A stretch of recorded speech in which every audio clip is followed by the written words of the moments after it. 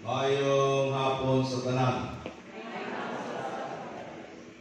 Karong adlaw, Domingo sa Pentecostes, ang pagkunsad sa Espiritu Santo ngadto sa mga apostoles.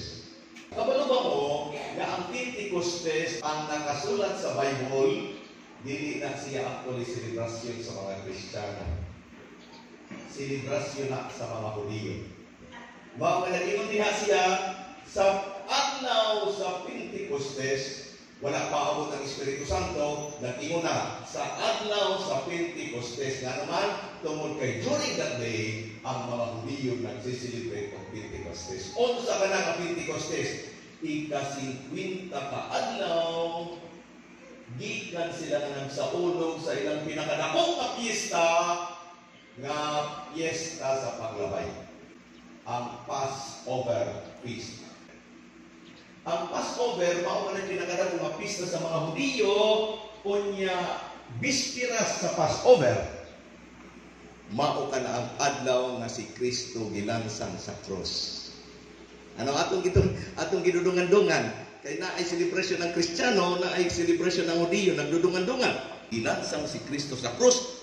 Dako nga piyesta kay ganahan ang mga Romano nga ilang silutan ang mga magpakasasala sa atubangan sa daghan nga mga tawo aron dili nila sugdon ang iyang gibuhat.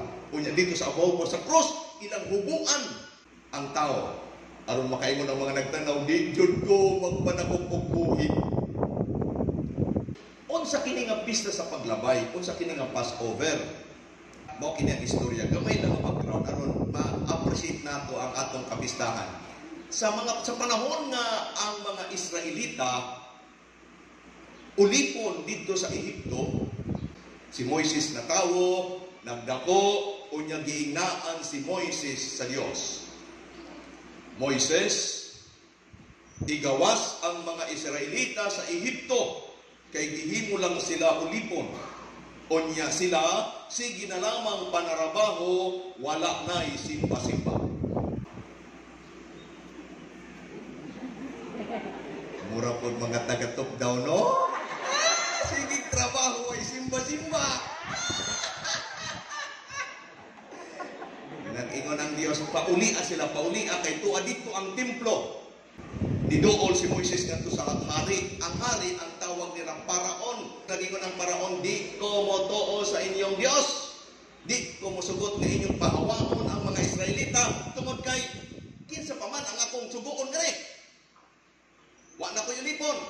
Di siya mosugot tungod ni ana nagbalik-balik si Moises, magkalain-lain nga mga katalagman ang niabot sa Ehipto aron lang mosugot ang Paraon, wa jud mosugot. Ang ending mao kini. Nag-ingon si Moises, kini last ng yun ni. Di gani ka mosugot kanako, mao kini ang ingon sa Dios. Karong gabi una, tanan nga mga lalaki sa Ehipto nga mga kamaguwangan, all the eldest son, dili apil ang babae, eldest son, tanan tawo man or hayop, karong gabi una mga matay, maski pilay imong edad, bata, ulitaw, tiguwang, basta ikaw ang kinamagwangan, mamatay. Ingon ang Paraon, di ko motuo ni anak. Ingon ang si Moises, bantayi ka ng imong anak, nga imong paborito, nga gusto nimong pumuli ka nimo, kay unya magbasog ka. Ingon ang Paraon, di ko mosugot. Yan, ingat ko na siya sa mga Israelita, iyang giingnaan. Giingnaan niya nga, inganin may tatapog karon, nagyon ang mga Israelita. Unya kung sa may among bubuhaton, aron dili may maapil. Sa magkakamatay karong gabi una, nag-ingon si Moises. Karong gabi una, kada usang nga panimalay, magkatay o karnero. Unya ang dugo ipahid sa ilang mga pultahan. Karong gabi una moabot ang anghel sa kamatayon. Pangunguwaon niya ang tanan nga kamaguwangan, pero unsa man nga balay, ang na ay dugo sa karnero, mulabay lang ang anghel sa kamatayon. Mao nga gitawag nilang pista sa paglabay. Sa in English pa, nagingon, the angel of death will pass over your houses. Kaya gitawag na siya, Passover feast. Tungod ni ana, di pagkagabi, nagsugod na dito, singgit sa usang kabalay, akong anak namatay, hinay, hangtod nga pagabot ngadto sa palasyo, ni singgit pod ang rayna, ang akong anak namatay. Perting subuha sa paraon. Gusto niya buhion ang iyang anak, wala namang yun. Pagkabuntang nibalik si Moises. Ingon si Moises, wa ka mo to o kanako unsa man perting subuha sa paraon na siya. Panglayas mo rin! Panglayas mo! Di, pag ingon nga panglayas mo, ay ingon dayo si Moises, impaki, mula ka na ta, kay nisugot na ang panahon. At lakaw dayo sila. O niyagot ang mga sundalo ni paraon. Ingon siya, gano'n ka imong gitugtan ang mga Israelita? Ingon si Paraon, kay mga dimalas na sila sa mga. Ingon mo, inya, kinsa mo may atong subuon? Wala naman. Ingon si Paraon, pangitan niya mga dagko ang mga lawas ng mga kalalakinan, maunalay atong patrabahoon. Ingon siya, Paraon, dili ka gusto makapaghimalos. Kami nangamatyan ng mga anak, ikaw namatyan kang prinsipe.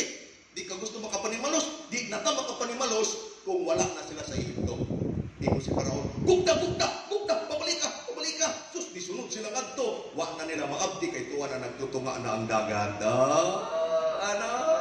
O niya mga ito, pakalampas nila dito, pakaabot nila sa pikas, giingnaan ni Moises. Sukad karon, ayaw ninyo kini ingalimti nga adlaw sa paglabay. Kada tuig, kinahanglan ninyo kining sa ulugon sa pagpasalamat sa Diyos. Mao nga every year, ilatong gisa sa ulog. During the time, si Jesus ilansang sa cross. Pero another celebration nga ilang ibubuhat ing ani, after 50 days, 50 ka adlaw, another fiesta na po nila. Gitatawag nila Thanksgiving feast. Ang mga tao, kung sa ilang panginabuhian, kung magtatanong silang kamuti o sa kasako nga kamuti, ilang dagkong na to sa templo, ilang ihalad sa Diyos, pasalamat. Maski yun sa pasalamat. So, mubalik na po na sila after 50 days. Mao ka na gitawag nilang Pentecostes. Ngayon naman kita sa mga apostoles, si Kristo gilansang sa krus, namatay, Biyernes Santo. Gikan nga si Kristo gipatay, ang mga apostoles sige tago-tago, sige nilang manago. Ganuman, kay ipapangita sila sa mga sundalo. Asa ka ng mga apostoles ni Jesus, kay mauna po ng atong ilansang sa krus, pero tinghadlo ka sa mga apostoles. Maski si Kristo na banhaw na, ang mga apostoles sige tago-tago. Mao nga karon, naging ang atong pagbasa sa adlaw sa Pentecostes. Ang mga apostoles nagtatago sa usang balay nga gitrangkahan. Unya mantang tuha sila dito, niabot si Kristo sa ilang taliwala. Unya, ihuypan sila. Another version, diha sa atong Acts of the Apostles, nag-ingon, niabot ang Espiritu Santo nga sama sa usa nga dila nga kalayo. Unsa man ang mensahe sa pagkonsal sa Espiritu Santo nganhi sa mga apostoles. Sa nakaagi nga Domingo, ang atong selebrasyon, ang pagsaka ni Jesus sa langit. Bago siya ni saka sa langit, nag-ingon siya, sa akong pagbiyak, akong ipapadala ang Espiritu Santo. Nag-ingon siya, ang Espiritu Santo magpapahinumdum kaninyo sa akong sugo. Niya bago siya nilakaw sa nakaagi nga Domingo unsang iyang gibilin nga sugo. Nag-ingon si Jesus sa iyang mga apostoles na ako'y ibibilin nga bagong nga sugo, magsinigugma ay kamo. Higugma ang imong isig katawo sama sa akong paghigugma kaninyo. Ang iyang sugo, paghigugma. Nag-ingon siya pag-amo sa Espiritu Santo, He will remind you of my commandment. O niya nag-ingon siya, tatabangan kamo sa Espiritu Santo aron magpadayon sa atong misyon. Sang misyon, ang pagwali sa maayong balita. mao nga karong adlaw kita tawag natong birthday sa simbahan.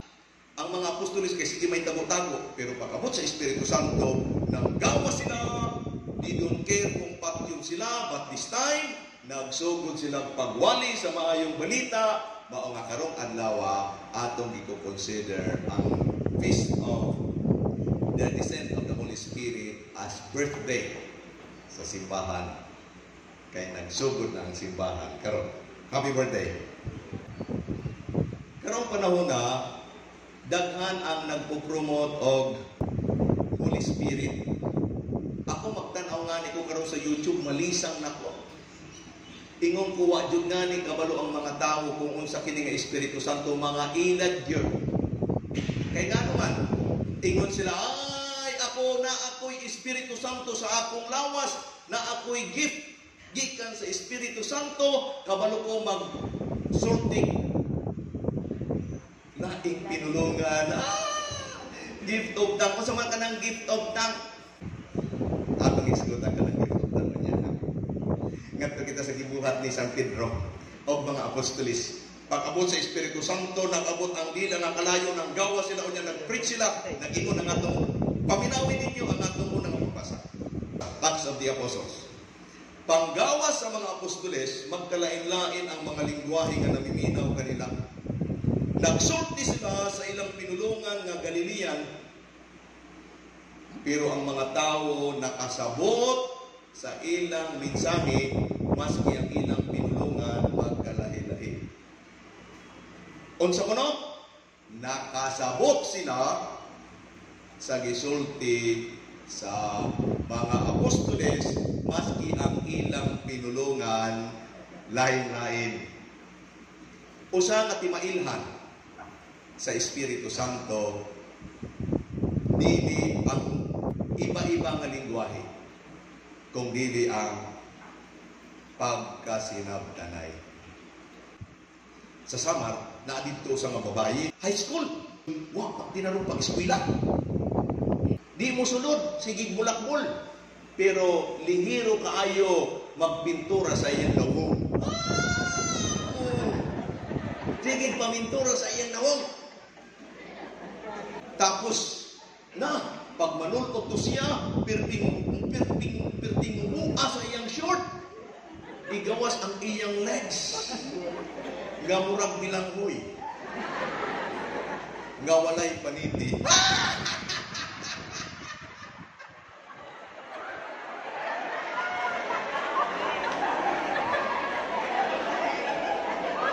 Kamu advance mo mag-isip pa?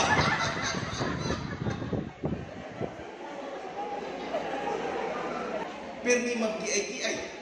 Tungod kay gipasar-pasar naman, naka-graduate kihapon, wala na makag-eskwela o college. Kunya kay naay cellphone. Inag to sa Manila. After few years, ibalik sa Samar, kaslunon kuno. Hala, at imbitado kami nga ito, pag-abot ko dito, pagtang ako.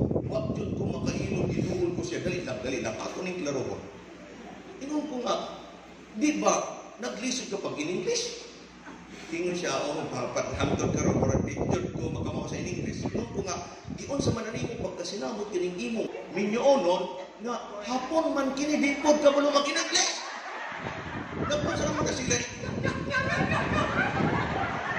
kaya siya, wak ka mo mag-in-English, ang hapon, wak yun, makaw mag-in-English. Unang magpapakasal mo, basta ikaw lang nakasabot, yung magpakasal mo, ang hapon dili ni ay.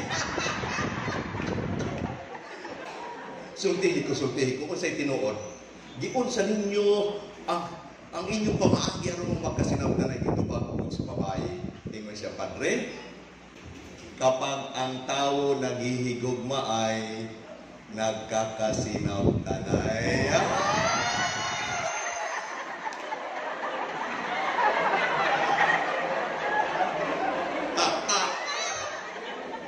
Nakaingon ko, ay uugod man. Di ay assurance nga parehas kamog lingwahe magkasinabtanay mong duha. Kay daghan ang akong mga nahikitan, parehas lingwahe, parehas ang balay nga gipupuy-an, pero dili nagkakasinabtana.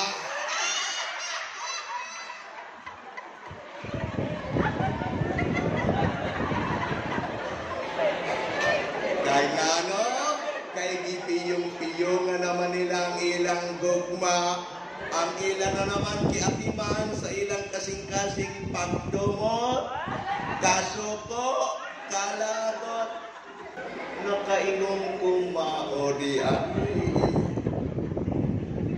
timaan sa Espiritu Santo, nag-ingon si Jesus, He will remind you of my commandment. O kanang commandment niya is love one another. O niya nag-ingon kining babae, basta naghihigugma ay nagkakasinamtanay.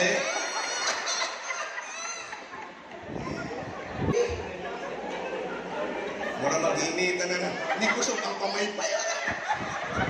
Nainita niyo pa rin.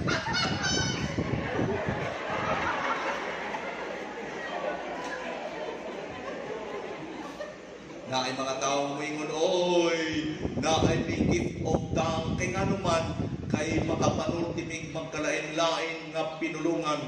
Pero ang common good karon dili ka nang nagsulting magkalain-lain nga pinulungan. Maingon sila na ang Espiritu Santo kanako kay makasulti kog pinulungan nga walay makasabot.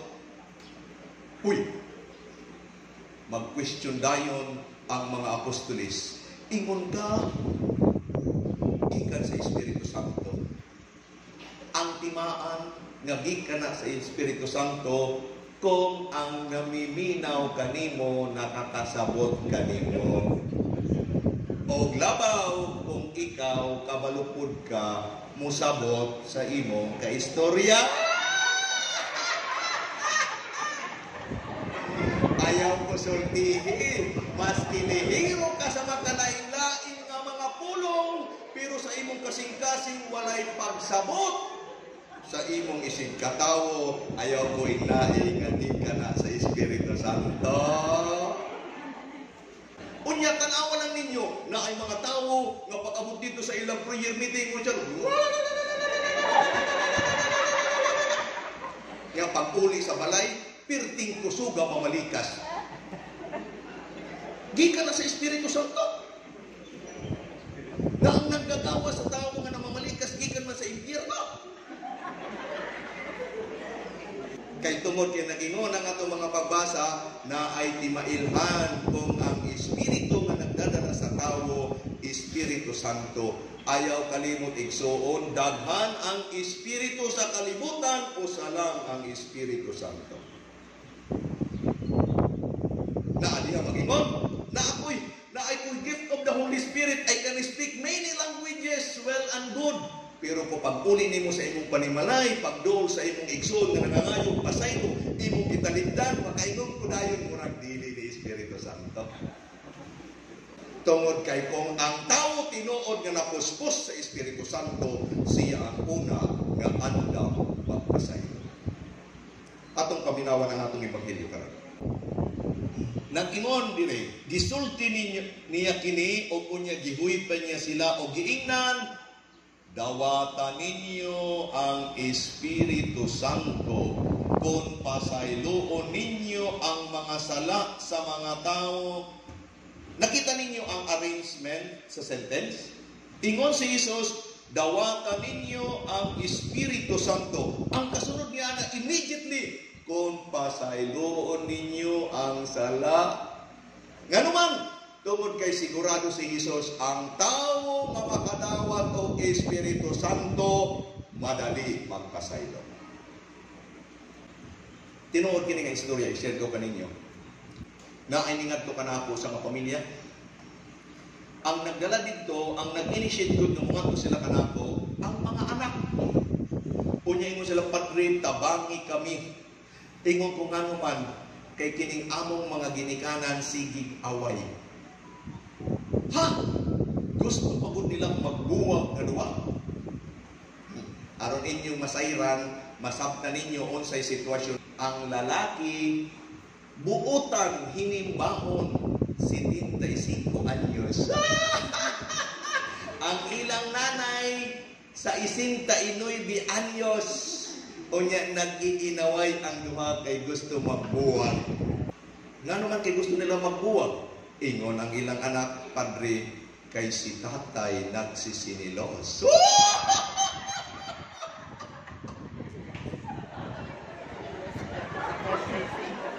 75 5 anyos, paglingi na ako sa babae, i-describe ko kaninyo na ay rason si tatay magselos kay ang iyang asawa sa 69 anyos na.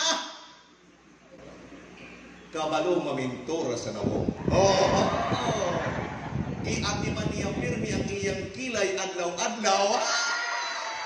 Iyang disbisan na aron mo tubo. Alang-alang nga ni nga babae, makaingong ka, murag dili sa 69, murag sa 68 pa lang.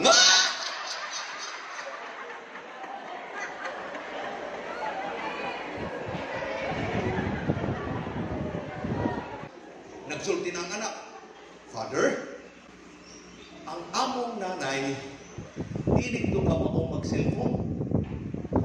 Kaya sa 69 anyos na gyud. Pero among nabantayan si nanay na amay giditinago nga cellphone. Kay naadi ay ka-chatmate. Balo.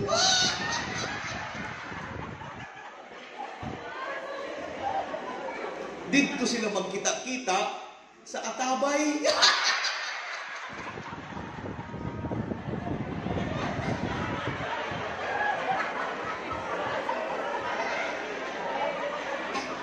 Ingon sila. Unya kay nasakpan nahikitan ang cellphone. Di man ka ba kung pang iyang nanay maghimong password, di nahikitan ang ilang konbo. Ilang gitago-tago sa ilang amahan, kaya ilang amahan buutan ra ba og hinimbahon nasabtan sa amahan perting suwa. Magbuwag na tagduwa, di mo kong gipakawawan, muuli ko nga to, muuli ko sa Mindanao. Kay taga Mindanao. Wa ko'y pariente diri, niuban ko kanimo, kunya imo ra kong pakawawan.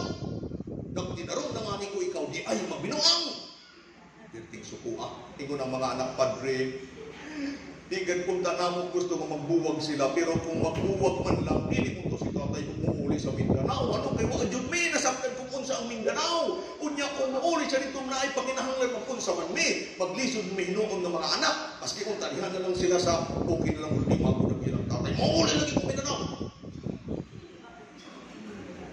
Ang ilang nanay, itawon si Gihilam.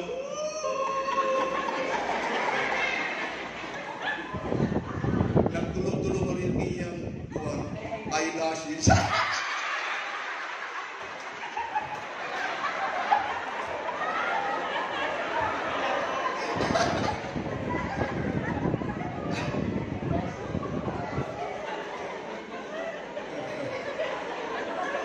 Ako sila kikaistorya ng dua.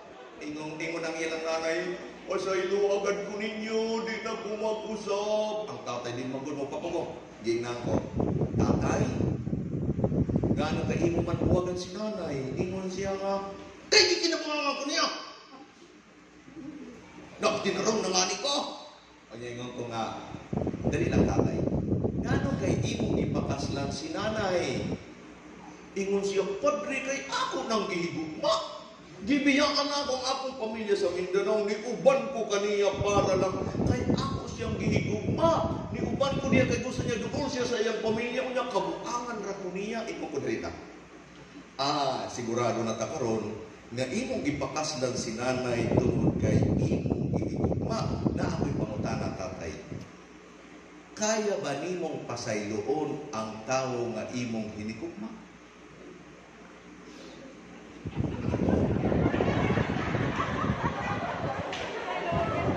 Ingon siya, padre. Padre, kay kasakit sa iyang gibuhat ka na ko. Ingon ko, tatay, kung nagsusulti ka na ko karon teenager, makasabot ko. Pero sa imong edad, wa ka pa ba makabalo nga ang tinuod na gugma lami kung na ay sakit? Pangitaon man nga ni ang sakit.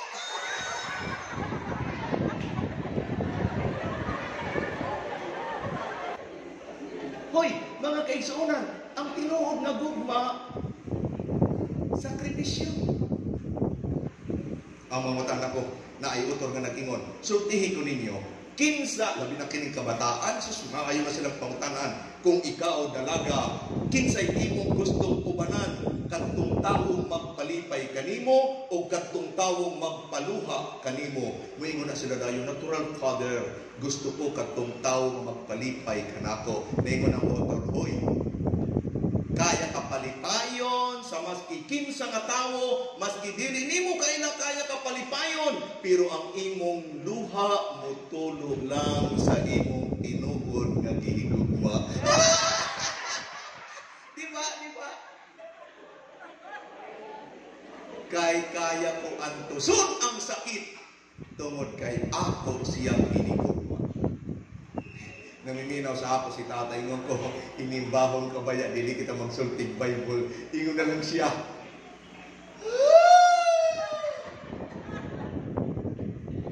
Balita. Sultihin ko.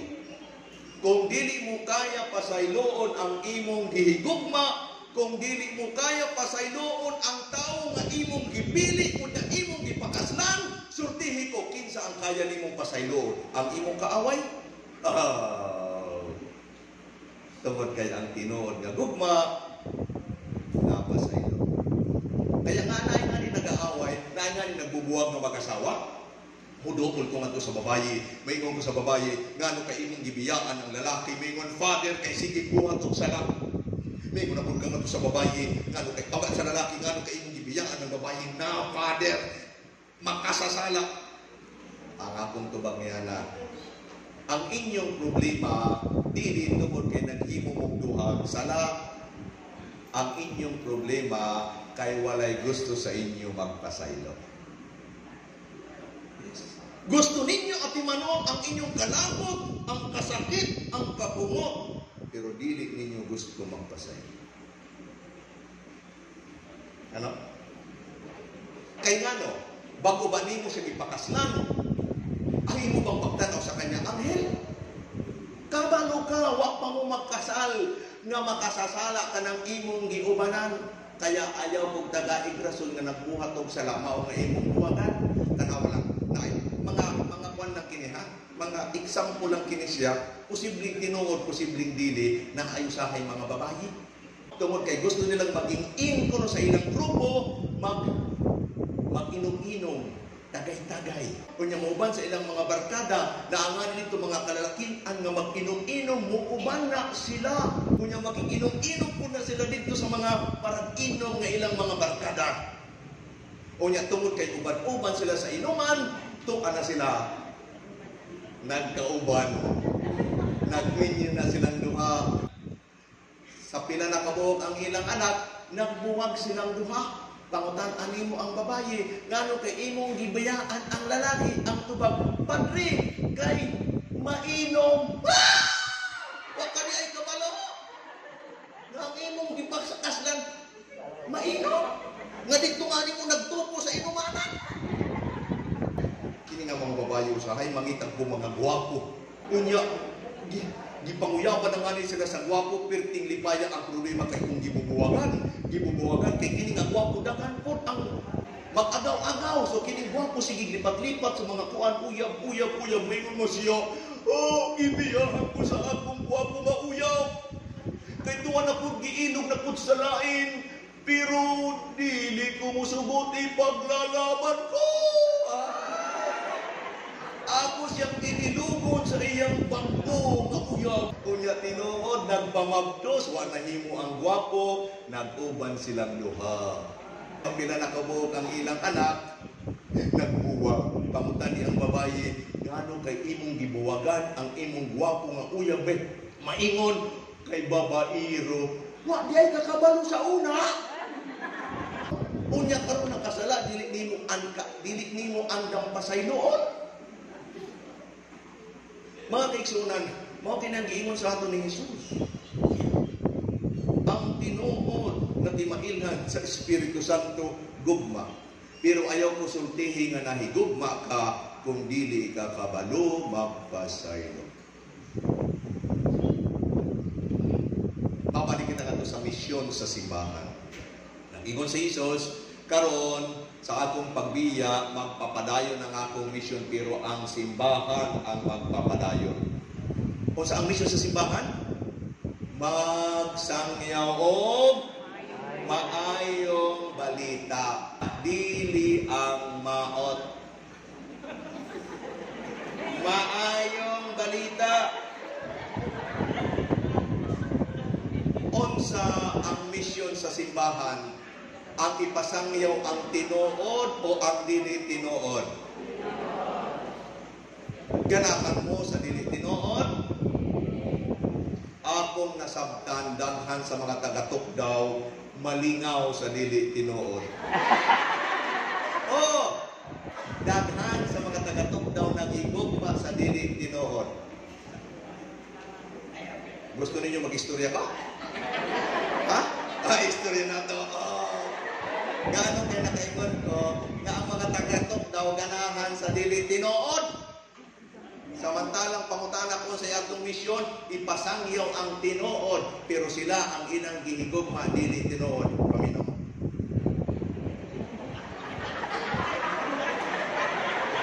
Wa pangani ko pag-istorya.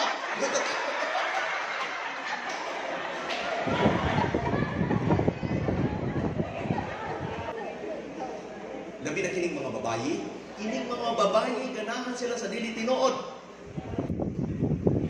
Okay na ito mga lalaki, ha? Paminaw ka mo, bago ka mo masubukan ako, mao kinikita kaingon ko. Ganahan sila magigugma sa dili tinuod. Tanawa na, dapat mga nahikitan, mga babayi, mga mubo. Unya, aron murag taason, mugamit og kadang. Murag siya taason, pero dili tinuod.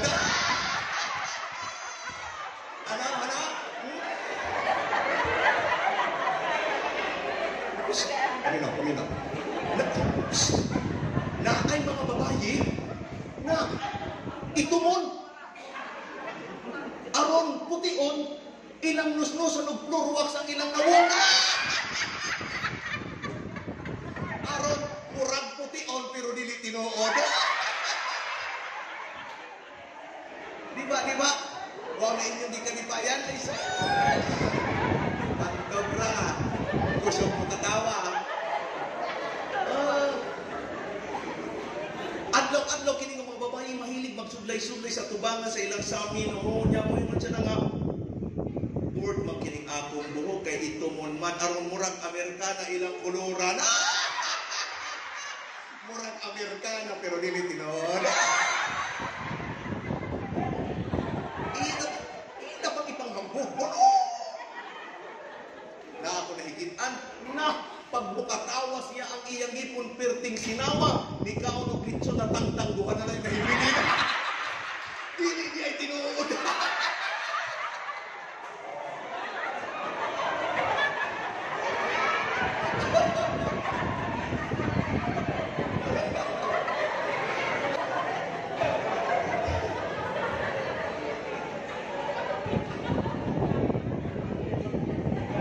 Tingong ko, ang mensahe sa nakaagi nga Domingo, nag-ingon, gamita ang tanan nga nasa imong mga kamot anong ipasangya o maayo masumak.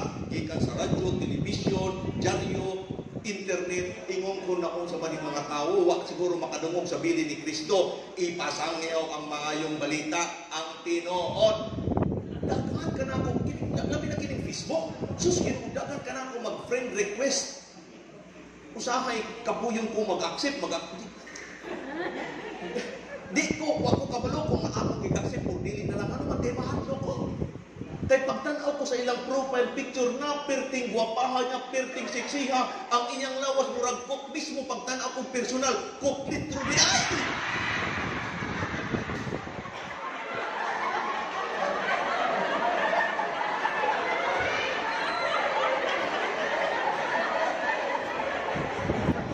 Naidoon ka na ako ngayon, Father, hello Father, ano ko kinsa man ka, Father, mag-friend kita, ano sa mga kita nagkita, na Father, perbi kita nagkakatsak, huwag mong good kumakailanin mo yun siya, na Father, ako man kinin mo, lahi pa nang imong nawang alam. Hindi mo sila kanyuling natin, no?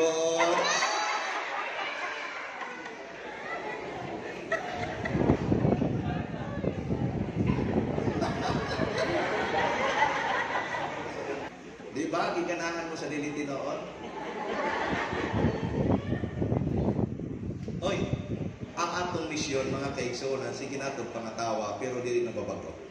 Nag-ingon si Jesus, ang maghahatag og kalinaw sa kalibutan, kung atong siseryosohon ang iyang tugon kanato, magsihigugma ay kamo. Pero ang tinuod nga gugma, abad magpasay. Ang tawo nga naay Espiritu Santo sa iyang kinabuhi, dawaton ang kamatuoran. Kung gusto ninyo na ay kalinaw, na ay pagkahiusap, na ay pagkasinabtanay, pag-ampo sa Espiritu Santo. Pero kinahanglan andam kita diini pabuhat sa atong kinabuhi. Gusto nato bag-ohon ang kalibutan? Gusto nato bag-ohon ang atong nasod? Gusto ninyo bag-ohon ang tuktok? O ayaw na kita pagpahilayo? Gusto ninyo bag-ohon ang sitwasyon sa atong tagsa-tagsa mga panimalay? Ang atong salmo responsoryo karon ang tubag. Kung sa itubag nato sa atong salmo responsoryo, Ginoo, ipadala ang imong espiritu o pagbuhat ang nawong sa kalibutan. Mga kaigsuonan, kung atong dadad-on kanang mensahe sa Espiritu Santo sa atong mga tagsa-tagsa mga kinabuhi, sigurado nga diha sa atong tagsa-tagsa mga panimalay na ay pagbabago.